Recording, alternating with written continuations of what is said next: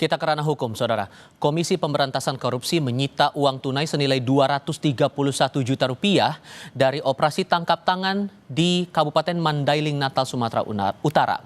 Selain itu, KPK juga menetapkan 5 tersangka termasuk Kepala Dinas Sumatera Utara Topan Ginting.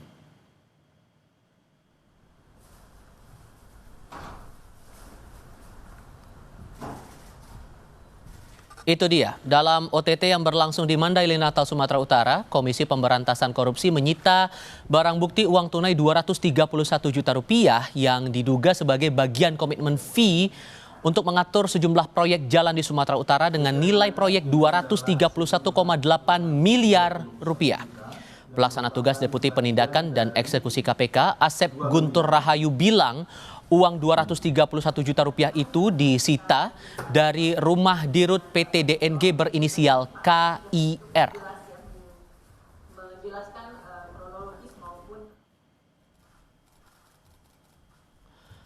Komisi Pemberantasan Korupsi atau KPK menetapkan 5 tersangka dari hasil operasi tangkap tangan di Mandailing, Natal, Sumatera Utara. Salah satu tersangka adalah Kepala Dinas PUPR Provinsi Sumatera Utara.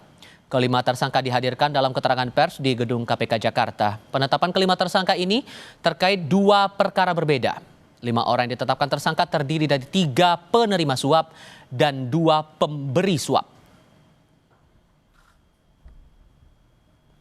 Menetapkan 5 orang sebagai tersangka, yaitu 1 TOP selaku Kepala Dinas PUPR Provinsi Sumut, nomor 2 Saudara RES selaku Kepala UPTD Gunung Tua Dinas PUPR Provinsi Sumut merangkap pejabat pembuat komitmen atau PPK. Ini untuk perkara di Dinas PUPR.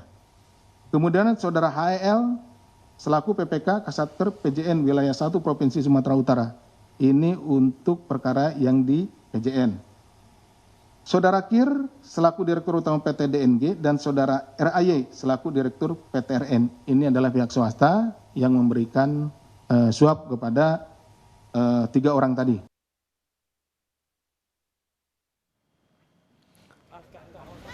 Saat ditanya kemungkinan meminta keterangan Gubernur Sumatera Utara Bobi Nasution terkait OTT di Mandailing, Natal, Direktur Penyidikan KPK Asep Guntur Rahayu bilang masih berkoordinasi dengan PPATK ke siapa saja uang korupsi itu mengalir. Gubernur sebagai atasan bisa saja dimintai keterangan terkait OTT itu. Asep Guntur Rahayu menegaskan KPK tidak akan membedakan pemeriksaan kepada 1 orang demi mengusut tuntas kasus korupsi itu.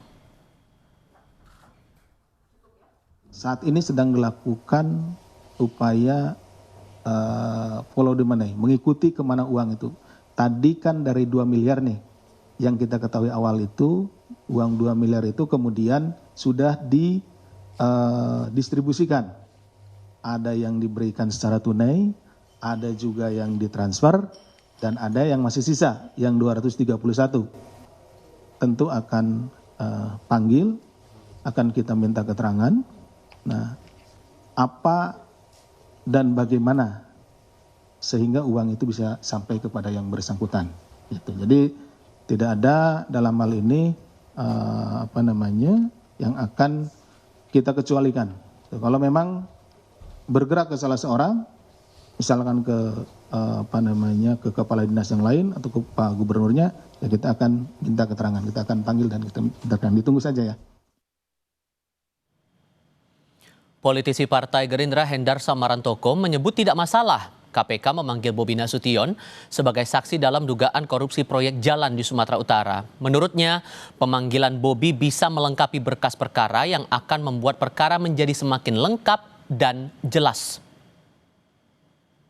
Nanti biar kita lihat bahwa kemana nanti alat bukti ini akan mengarah. Memang kalau nanti mengarah kepada beberapa pihak, ya tentunya akan dipanggil. Tapi setidak-tidaknya panggilan tersebut juga tidak harus dinyatakan bahwa seorang dipanggil itu akan menjadi tersangka juga.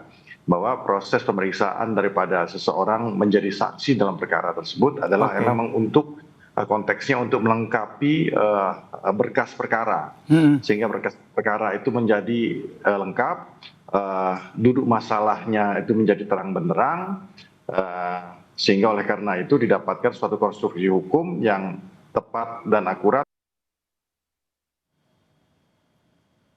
Salah satu pejabat yang ditetapkan sebagai tersangka dalam dugaan korupsi proyek infrastruktur jalan di Sumatera Utara adalah Kepala Dinas PUPR Sumut, Topan Obajaputra Ginting. Sebelum menjabat Kepala Dinas PUPR Sumut, Topan pernah menduduki berbagai jabatan di Kota Medan saat dipimpin Wali Kota Bobi Nasution. Topan pernah menjadi penjabat Sekretaris Daerah Kota Medan. Ia pernah pula menjabat Kepala Dinas PU Kota Medan dan Camat Medan Tuntungan.